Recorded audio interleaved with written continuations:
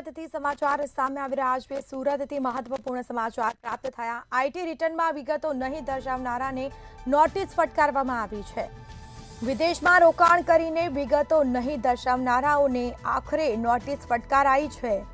આવકવેરા વિભાગે અનેક લોકોને નોટિસ આપી છે।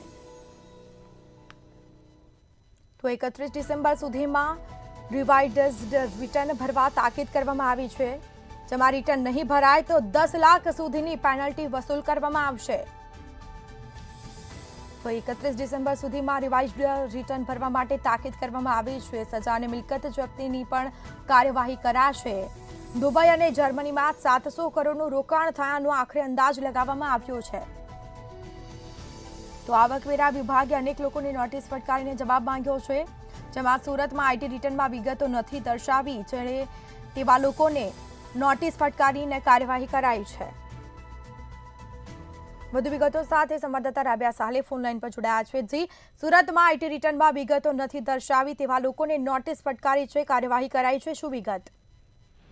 સ્મિતા, આવકવેરાની નોટિસ જતા જ લોકોમાં ફફડાટ મચી જવા પામ્યો છે। વ્યવહારિક છે કે ભારત સરકારે CRC એટલે કે કોમન રિપોર્ટિંગ સિસ્ટમ સાથે અનેક દેશોમાં કરાર કર્યા છે, જેને લઈને અહીંયાથી કોઈ પણ વ્યક્તિ વિદેશમાં જો રોકાણ કરે તો તેની તુરંત જ વિગતો ભારત સરકાર સુધી પહોંચી જાય છે। અને તેવામાં જે વિદેશ રોકાણ કરનારા લોકો છે તે આઈટી રિટર્નમાં વિગતો દર્શાવતા નથી, જેને લઈને આવક વિભાગ દ્વારા તેમને સતાસત નોટિસો ફટકારવામાં આવી છે। આવક વિભાગ દ્વારા વિદેશમાં જે રોકાણ કરનાર અને આઈટી રિટર્ન નહીં દર્શાવનાર જે લોકો છે તેમને 31 ડિસેમ્બર સુધી રિવાઇઝડ રિટર્ન ભરવા માટે તાકીદ કરવામાં આવી છે। જો રિવાઇઝડ રિટર્ન ભરવામાં નહીં આવે સ્મિતા, તો ઓછામાં ઓછી 10 લાખ સુધીની પેનલ્ટી સાથે સજા અને મિલકત જપ્તીની પણ કાર્યવાહી ચોક્કસથી કરવામાં આવશે। ત્યારે ગુજરાતમાંથી દુબઈ અને જર્મનીમાં ઓછામાં ઓછું 700 કરોડ રૂપિયાનું રોકાણ થયું હોવાનું એક અંદાજ સેવાઈ રહ્યો છે। ત્યારે આવા કરદાતાઓને તાબડતોબ રિવાઇઝડ રિટર્ન ભરીને વિદેશ રોકાણ દર્શાવવામાં આવે તેવી તાકીદ કરવામાં આવી છે। જો વહેલી તકે આ તાકીદને ધ્યાને નહીં લેવામાં આવી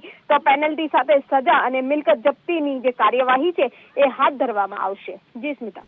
જી બિલકુલથી તમામ જાણકારી આપવા બદલ આપનો આભાર। તો વિદેશમાં રોકાણ કરીને વિગતો નથી દર્શાવી તેવા લોકોને નોટિસ ફટકારવામાં આવી છે। આવકવેરા વિભાગે અનેક લોકોને નોટિસ ફટકારી છે, જેમાં 31 ડિસેમ્બર સુધીમાં રિવાઇઝ્ડ રિટર્ન ભરવા માટે તાકીદ કરવામાં આવી છે। લોકોને જાણ કરાઈ છે, જો રિટર્ન નહીં ભરે તો તેઓને 10 લાખ સુધીની પેનલ્ટી પણ થઈ શકે છે, એટલે કે દંડ ભરવો પડશે।